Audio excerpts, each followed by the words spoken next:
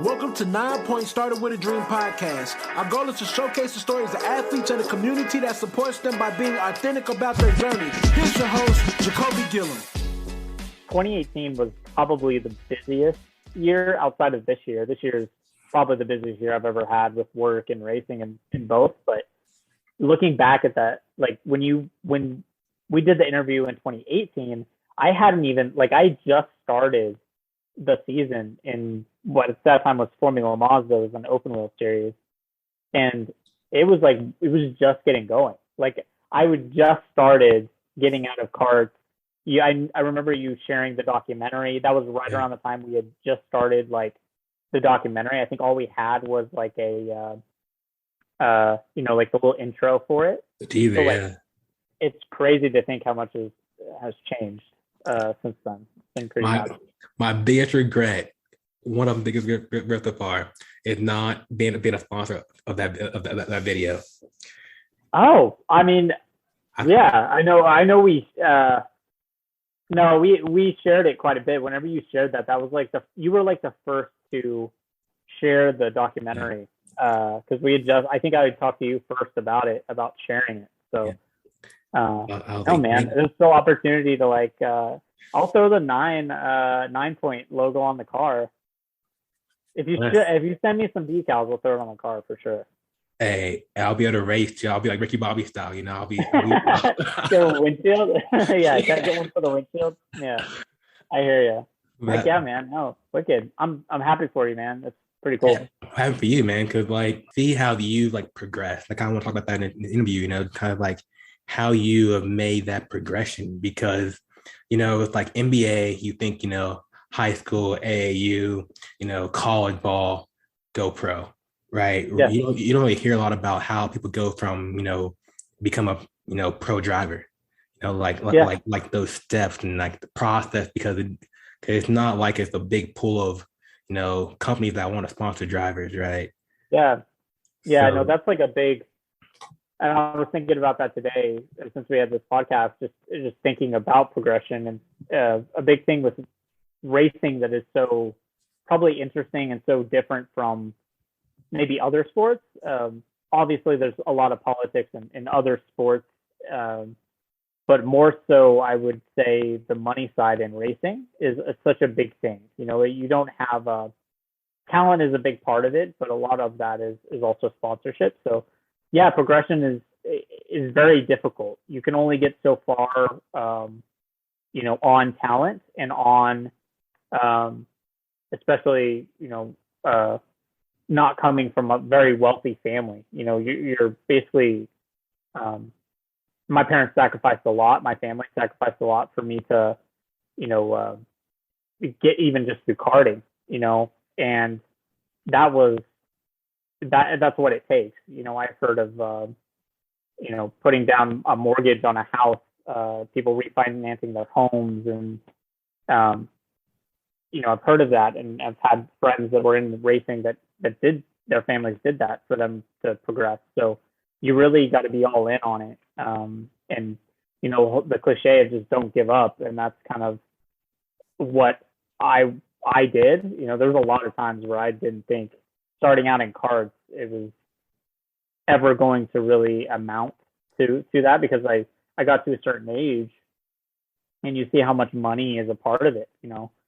You're not really scouted, and they just don't throw you in a race car, for free.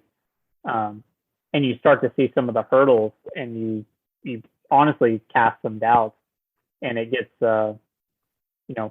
having a dream since you're like 5-6 years old, it really sucks. It's like, it's the real world hits, and it's like, how do you start to find money? And, that's how we kind of met, business school at OU. Yeah. And a lot of my business school, the reason why I did that is obviously to find a job in business because I enjoyed it, but also the marketing side of racing, which is so important. Yeah, I love it. So before we get like too deep in the interview here, introduce yourself. So let people know, who you are, what you're doing, where you're going. Yeah. So my name is Bryce Cornet. I'm from Norman, Oklahoma, and I am a current Mazda MX-5 Cup Series driver.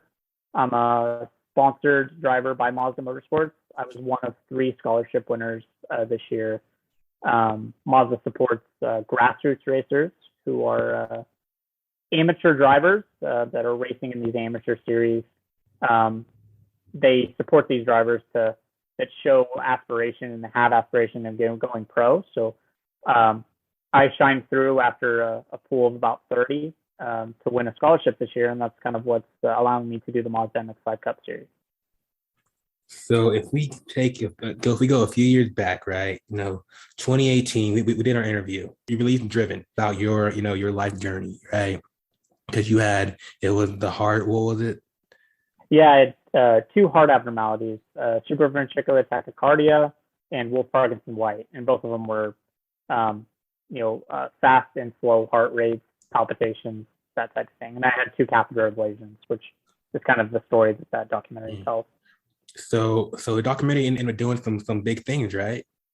Yeah. So we the recap of the documentary, like you just said, is talks about I was about 15 when all this happened, and it obviously hindered my progression. 15 is like the sweet spot of like really progressing in racing. Like you want to get out of go-karts, you want to get into a race car, believe it or not, before you even get a proper driving license. You're trying to get into a racing series.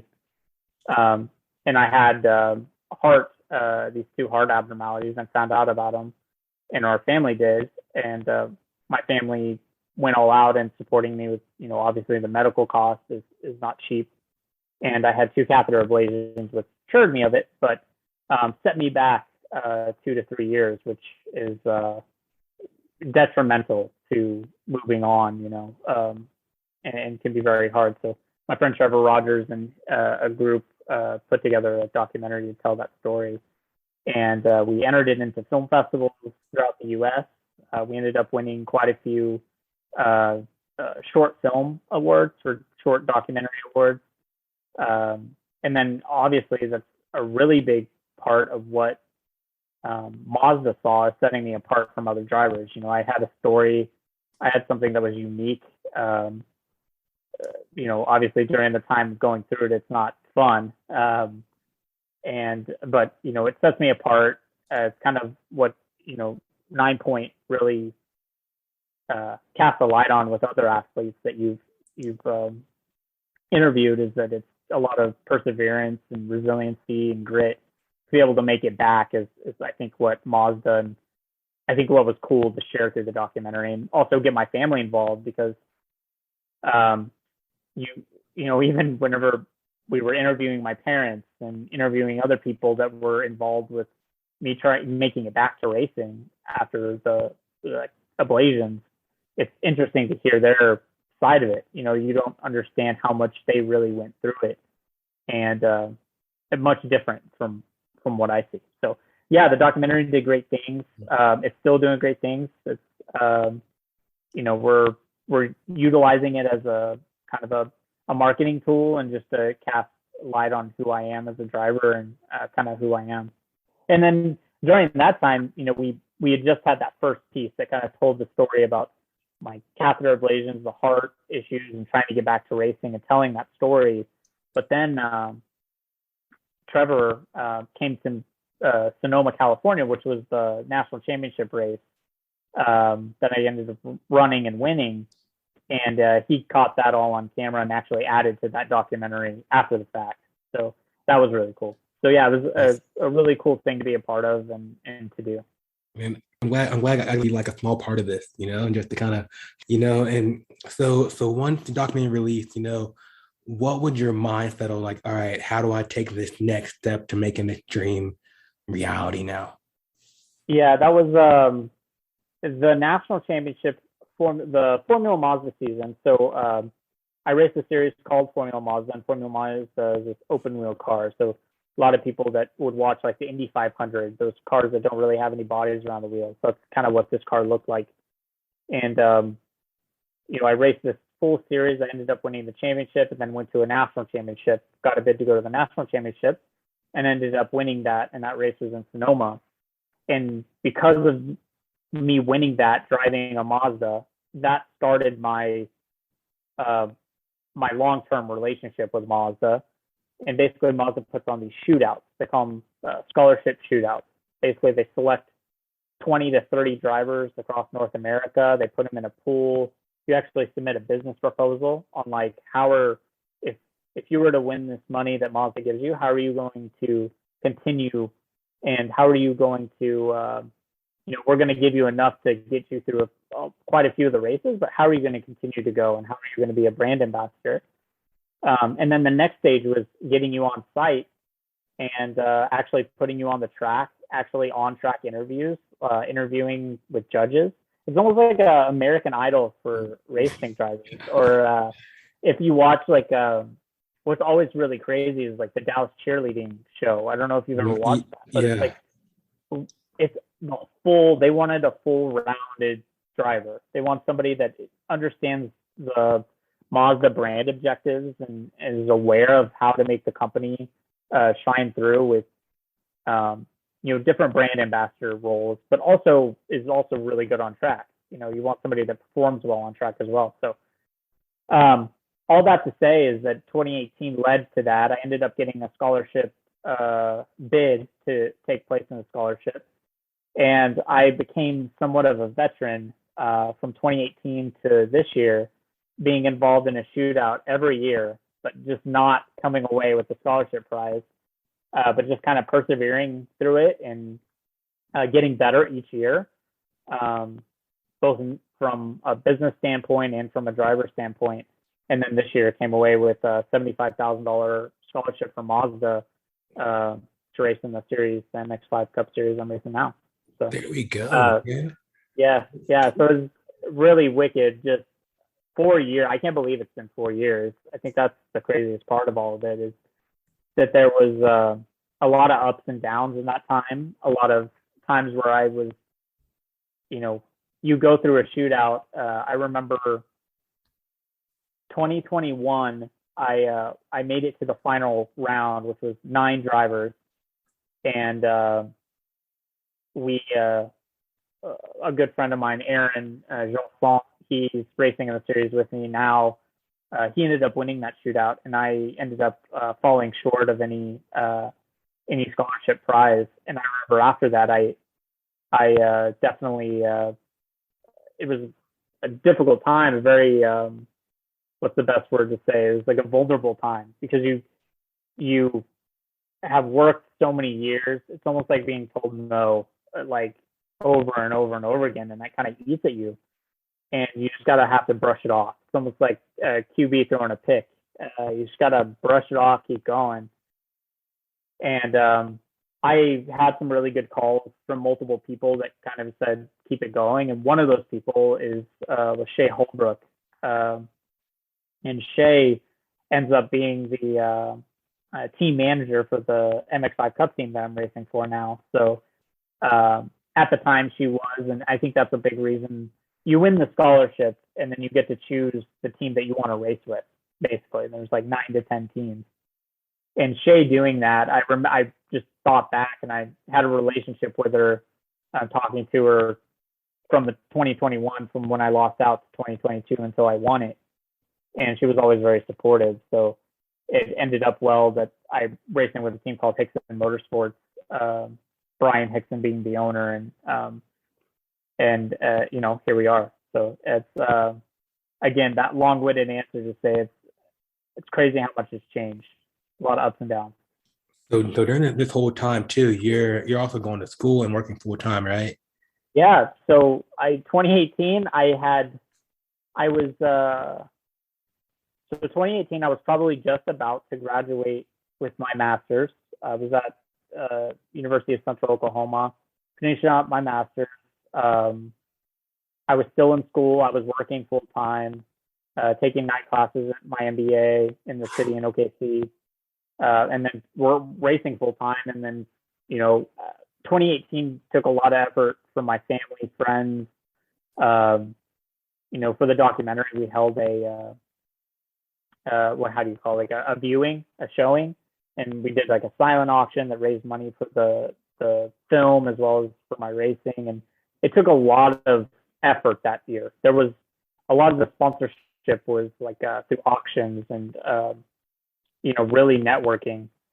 And yeah, it was a busy year, very busy year. It took a lot of time, but it was also really fun because you look back and I met so many people that I'm still talking to and that that are still supporting me now, you being one of them. So, just that year, 2018 will forever go down as the craziest year for me. So during all this time, right, there are times when you're getting so close to, tasting victory, right? You're getting so close to, getting, I guess, achieving the next step to get you to the next podium, right? Yeah. What was in your mind that made you say, I'm not going to quit? I'm not going to just, stop this and just go working 9 to 5 and be done with racing. What made you keep going? Yeah, I think a lot of it is, took me. There was one person that called me after the shootout and kind of told me, you need to come back next year. I had heard word that the judges and everybody liked my off-track stuff. Off-track, I was doing fine, but it was the on-track stuff I needed to get a little bit quicker.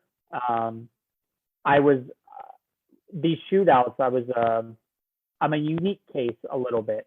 I come from open wheel, and in motorsports, there's just trying to think of how to equate this. It's there's a bunch of different types of motorsport. You have open wheel, you have sports cars, you obviously watch motorcycle racing. There's a bunch of different forms of racing, but in sports cars, there's even different types of motorsports as well, different types of classes. And so me being from open wheel, you actually, as a driver, you have different driving tendencies. You have to learn a whole different new skill, basically. It's like learning how to write with your left hand almost at times, or right hand if you're left-handed.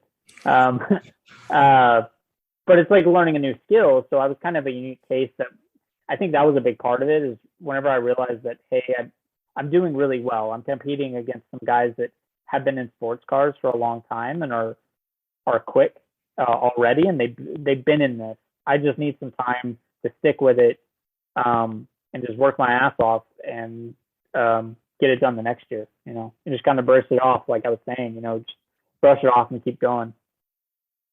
So once you crossed that finish line, right, and you knew that you won, what was your first thought? It's surreal. It's I think the scholarship is so unique because it's not like it's not a race. They basically put you out on the track with different groups. You're out on, it's like a time trial, basically. It's like qualifying. So you're running and trying to get the best lap. But when you're off track, you're doing a lot of networking, talking to the judges, meeting people, and kind of showing off how you are as a person, being personable. And, whenever they group everybody up and they basically stand there and they start calling the names. There's 3 scholarship winners and they end up calling my name. And it was like a sigh of relief. It's like a big weight lifted off my shoulders that it finally happened. And it felt good because, a lot of work went into it and it paid off. It truly paid off, and then I was excited to get going on the next thing. And I think that was the odd part of the whole thing, was that you win the money, but then you're not all the way there yet. The scholarship only gets you, half to 3/4 of the way there. And Mazda uses that as like, hey, you need to use your skills off track that we know you have to be able to go out there and get the rest of the money to keep going. And I think that's the scary feeling of it. You get a little bit of like, ooh, this is awesome. Like, I'm time to party. It's time to get going. But then that kind of, you get back home and then it's like the work starts like then. Like, you got to go because finding sponsorship just takes so much time.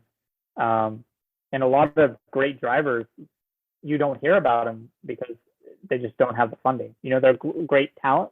They just aren't able to find the funding. And, you know, I think that was the scary part about it. But I've fortunately secured funding within about 2 months after that, and good for the full year. So I'm excited about it. So say there's somebody right now that's listening that's like, I may want to sponsor Bryce, right? Why would I want to? What's your pitch to them? Like to say to sponsor you in your journey? Yeah, I would say that you're not only getting a driver that's really good at what they do and can not only put a brand out there visually, you know, being on a car that is on TV and is up front, but you're getting a driver that understands the brand objectives, knows how to turn motorsports into a return on their investment. And that's a big thing. You know, a lot of companies enter motorsports because there's some type of tie to motorsports, and they have a way of pulling out that extra and return on their investment through motorsports or through whatever they sponsor, whether it be football, basketball. There's usually some type of link. And I've been really good at that. And I think I'm pretty unique in saying that I'm a fairly younger driver that has the skill and has a master's in business. You know, that's that's something that could be put to work for somebody. And you're a Sooner, man. Sooners win. Yeah, right. Yeah, you are too. Yeah, I feel like, and you know, Oklahoma isn't necessarily known for motorsports, so there's other things. I don't know what those things would be that are that OU is known for. A bunch of different sports, more so football, but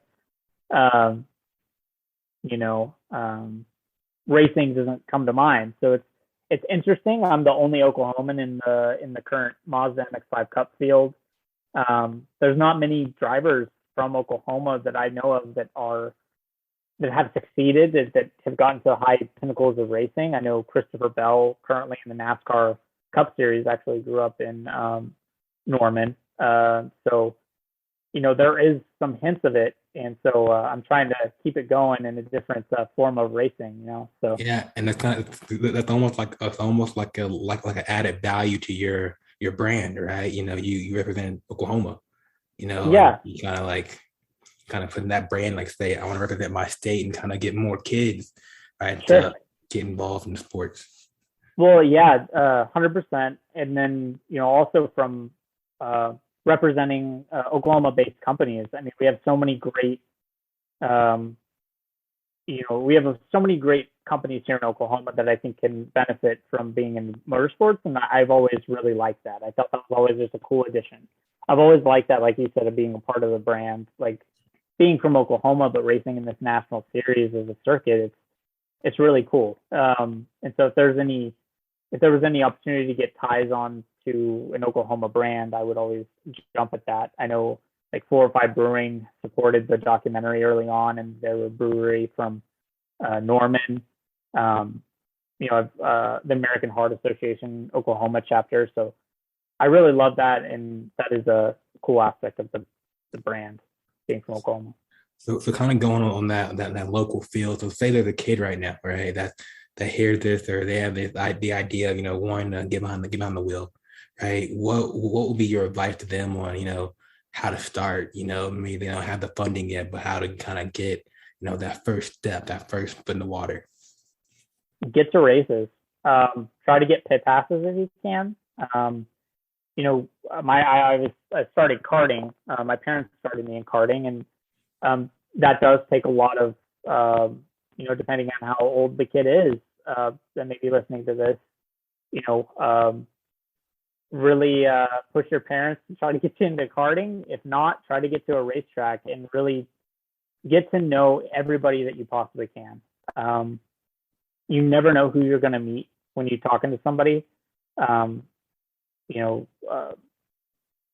people that are out there, just from talking to people and going to racetracks, I've had a lot of people support me and believe in me. And I would say the number one thing is not what you know, it's who you know. Like, I would say 80% of the time, So just get to racetracks. If you can, definitely get into a kart, get into some type of racing and show off skills and get better, but also network. You can't count that out. And a few weekends ago, I went to this place out here in Scottsdale. They go, it's like an indoor kart place. Yeah. Called Octane. And I was trying to go, man. There was like this 13-year-old kid. He had his own helmet. Oh, he smoked me, man. He like cut the corners. He hit me once too, and I was like, I was up there. I was like, man. But I was like, when I raced whenever, I thought of you. Cause I was like, this kid out here just killing it. He was like laughing at everybody. You know, he was hitting the corner just right.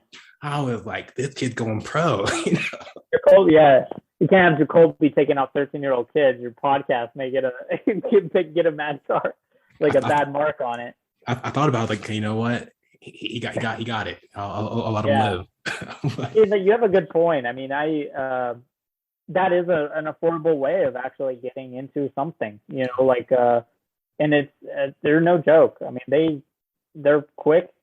So, I mean, that is a good point. I mean, you bring that up, indoor karting, you know, $20-$30 for 15 minutes and just doing that over and over again. It does get you in something. And you never know who you're going to meet there because, you know, I used to go with friends after races to places like that. If we were traveling to a certain place and we looked up and we saw that there was indoor karting, especially now that I'm out of karting and I'm in a car now, you look for any reason to get back to a kart. So it's like we drive by a place and we're seeing indoor karting. We're like, oh crap. It's like, it's on. Like we have to go. So you never know who you're going to meet there. You're potentially meeting people that are currently doing what you want to be doing at those places.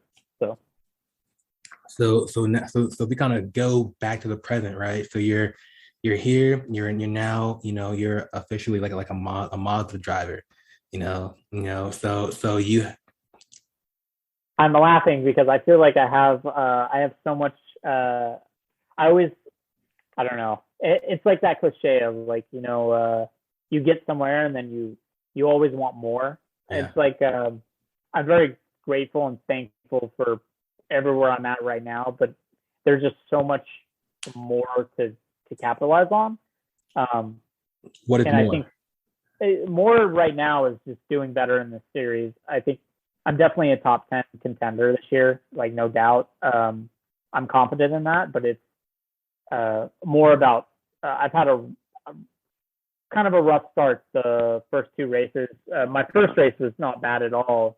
We raced in the rain at Daytona, and anybody that knows of Daytona or who may not know of Daytona, it's like you watch on a NASCAR, super high bankings, and you don't know how steep those bankings are until you walk up on them. Like it's literally like climbing up a hill, you know, a very, very steep hill.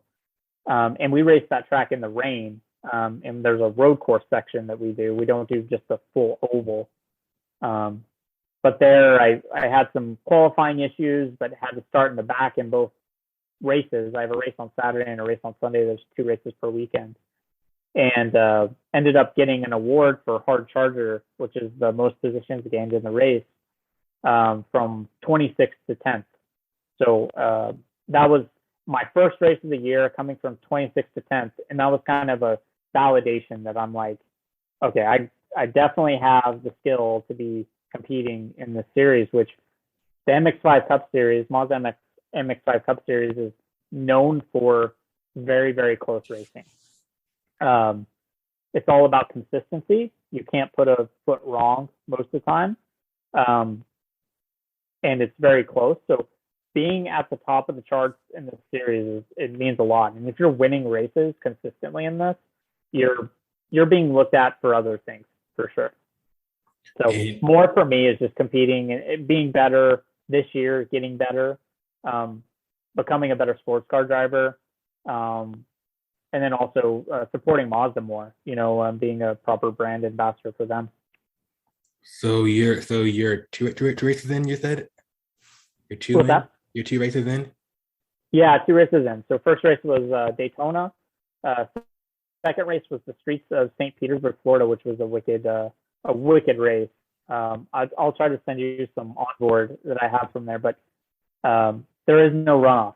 It's just you're up against walls in the streets of St. Pete. They block off the streets.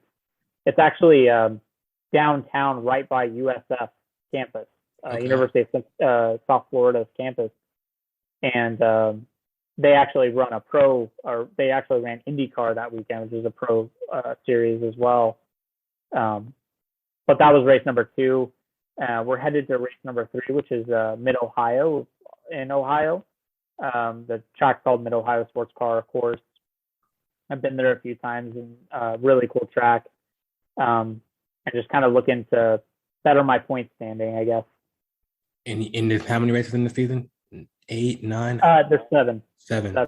Yep. Okay. 7 locations. There's 7 tracks that we travel to. Each race has 2 race weekends. So 2 opportunities for points. We race on Saturday and Sunday. So technically there's 14 races, but 7 tracks. Any in Phoenix?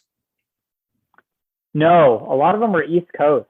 I think the closest, man, is Atlanta. That's like I go to Virginia after Mid-Ohio, and then it goes Road America, Watkins Glen, and then the finale races in Atlanta. Okay. So yeah, so a lot of the teams are based on the East Coast, so it really supports the travel to the races. They used to run Austin, Texas. They used to run Circuit of the Americas, which is a track that like F1. It's synonymous for F1, but a lot of other series run there too. Perfect.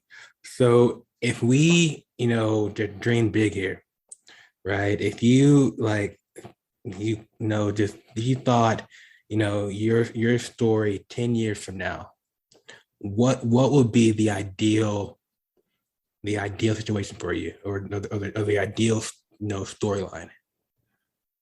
I would say at least in one of those years, I won a championship in this series. One, if not a couple. I would hope in the next. I would love to make this a 2 to 3, 4 year, multi-year series that I'm running, and by after this year being upfront always, going to the track with more confidence that I know that I'm going to be up there in some capacity, and it's just up to me to put up the results. And then honestly, I really want to continue to grow as a driver and move into more sports car racing. A big thing that I've always dreamed about is getting into the IMSA WeatherTech Championship, which is a sports car championship series that we actually run alongside within IMSA. IMSA is the sanctioning body that houses a lot of different motorsports tiers, and one of those is the IMSA WeatherTech Challenge, and a bunch of your GT cars, your prototypes, your crazy looking cars, super quick. And one race I've always wanted to do is the 24 Hours of Daytona, and 24 hours, start to finish. You have 4 drivers on a team, and you switch out during the race, during your pit stops. And I got to experience that. We actually ran that race. We ran our Daytona race alongside the Daytona 24, and I got to stay for the start of the Daytona 24. And it's insane. It's for fans, it's a huge party. It's like people are tailgating all week. It's and then once the race starts, it's people have their campers out, and it's all night, all 24 hours. It's just one of the coolest things. So as a driver, being able to do that would be something where I want to do. But I always have a love for open wheel, and so I would hope to do well in sports cars to be able to, in that time, hopefully find my way in other areas of motorsports as well. And then, the end of all this, being able to get back to motorsports and coaching and maybe being a team manager, owning a team in the future. I guess they also see you like announcing one day. Yeah. I could. Yeah. I don't know. Yeah, I could do some announcing. That'd be cool. Yeah. I'd never given that a try. that's very nerve-wracking. I don't know if I could do that. I think one thing that scares me about that is knowing people's names. I always think that is the craziest thing. And I know that there's like cheat sheets that the announcers have, but like the NFL, like any other sports series that you watch, it's like it's crazy that they know the names of everybody. And getting people's names wrong freaks me out. I hate that. So a third string backup punter, yeah, right. Like, yeah. Have you seen the Key and Till? Yeah. Where they have all the yeah. That's the one I want to announce is the Key and Till football episode. I'll announce that one. Make it happen. Get on YouTube and just play it. Yeah. Mindset. So when you're behind the wheel, right, and say you got a bad start, like where did your head go into, like does it get like shaky, or does it think like, how do I get in your head, or like what's your thoughts when you have like a bad starter, something like that? Yeah, there's obviously like a first your first reaction is like, oh, crap, this is not good, whatever that may be, whether it's a bad start or maybe you put a wheel wrong and you get passed by a group of cars and you're set back from, maybe you were leading the race, but now you're maybe towards the back. But as a driver, you quickly go into the mode of like how you're strategizing, how you're going to make up these spots, where you need to be on the track. And everything is just so fast paced. It's just, it's crazy how fast paced it is whenever you take a start.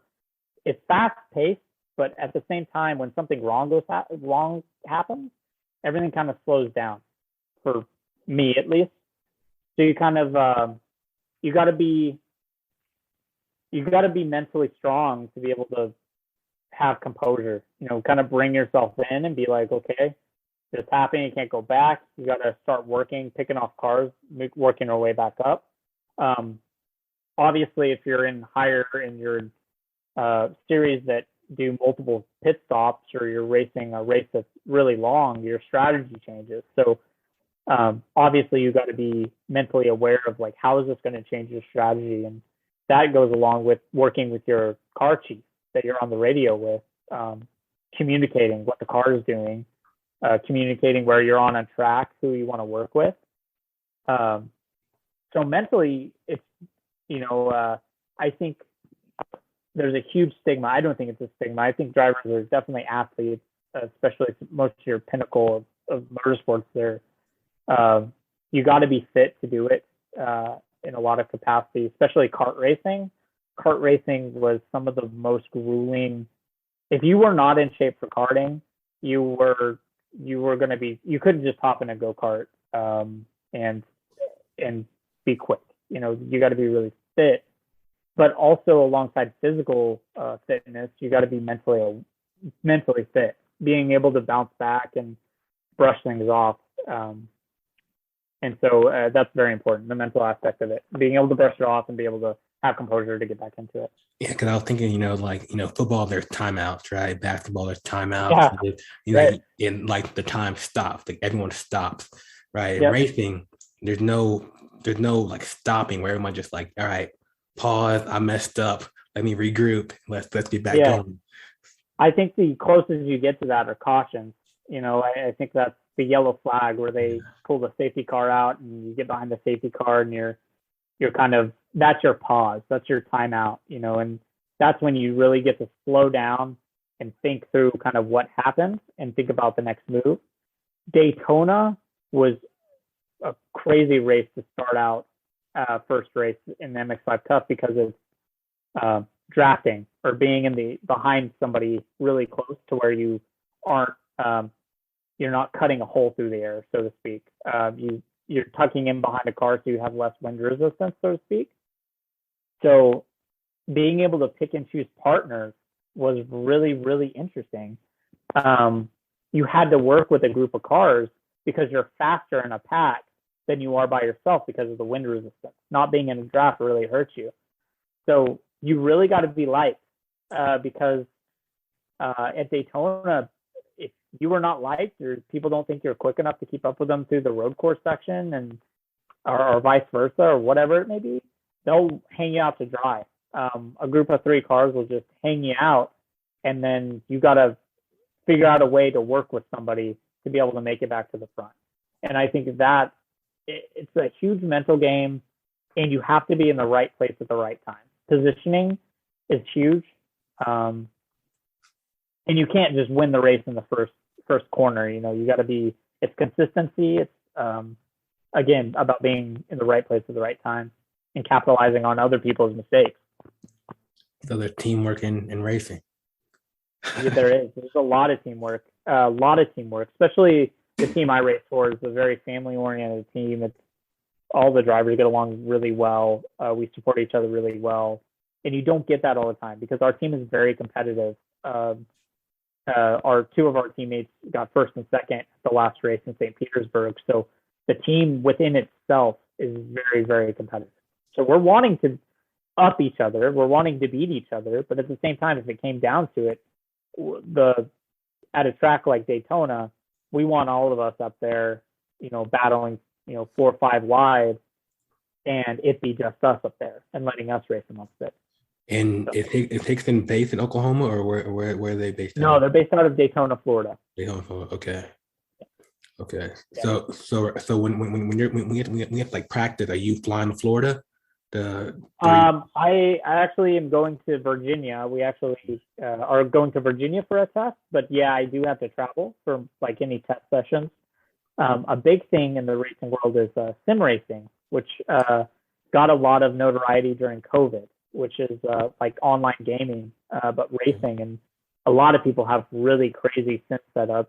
Maybe you've seen some of these on YouTube or whatever, but you can do iRacing, which is a lot of the tracks are laser scans, so you get a lot of the bumps and stuff of a real track, and you can really get down a lot of the lines and get fairly close to what you would experience at a racetrack. So I do have to travel, but also sim racing is a big part of preparing for a race.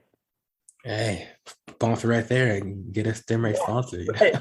Yeah, that would be wicked. Yeah, that stuff's expensive in itself. Just getting like a really nice sim setup and all that. It's pretty. People get pretty crazy with it. So is that almost like VR in a sense? You can do VR. I think VR. I think probably makes quite a few people sick if you can get by the motion sickness of it. You know, that's people. I've seen people do that to where they have like the steering wheel set up and everything, but then they have the goggles on. But then a lot of people I know just have like the monitors. You know, like they're like monitors all the way around you. Mm-hmm. And it kind of gives you that feeling like you're enclosed and some sort of cockpit or something like that. So I gotta try this out. Yeah, yeah. So a few more questions for you, Bryce. So get you going. But so I want to share more stories, right? I want to inspire, right? So how do we grow the world of racing, you know, and youth? Like how do we grow in giving the knowledge and education in the sport? I think that's just it. I think people need to understand it. I think, you know, things like Drive to Survive. I don't know if you've heard of this, the Netflix documentary about Formula One. They've done a really good job of bringing it to mainstream audience. And I think any way that we can bring motorsports to a mainstream audience, whether that be through outreach events or doing things physically, like in person, or it be through media, that's kind of what the sport needs. Because I feel like motors, like anything else, if you don't understand it, it's hard to get into. So it's making motorsports easily digestible. And I can see that a lot of things, like some people may know of Drive to Survive being on Netflix now, being on a huge platform, and Drive to Survive is usually like within the top 10 shows whenever it's out. So it's like it's like accessible for anybody out there to watch. But then the facts and the figures are very, again, it's not crazy stuff that people don't understand. They don't make it overly complicated, because at times it's not. It's literally it's not hard to understand. It's just people need to understand it. I think one thing that we're doing currently is that the Trevor Rogers and DJ Zachary both were. Trevor directed the Driven documentary film. Trevor is following me around to all these races. He's actually coming to me to every race this season, and we're filming a vlog series. So we're posting it on YouTube after the race, but it's a very, very candid look into racing. No, the edits are very rough cut at it. St. Pete was a very difficult race for me. The last race, and we got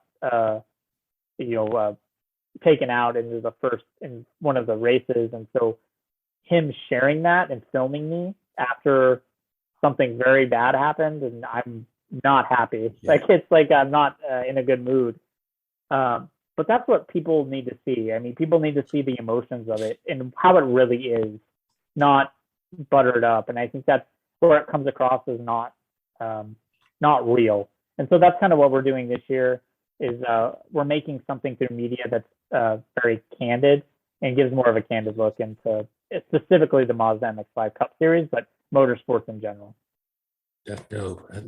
When we air this, whatever, send me the link, whatever, and I'll make sure we plug it into the episode. Yeah, cool, man. So then I guess two more questions for you here. So if you could race against, live against anybody, who would it be? Definitely Ayrton Senna. Senna is a F1 star that I've grown a huge idol of mine. And then probably Jeff Gordon. I grew up loving NASCAR, again, because it was at the time very easily digestible. It's like it was on TV all the time when I was younger. So it's like what I watched when I was watching racing.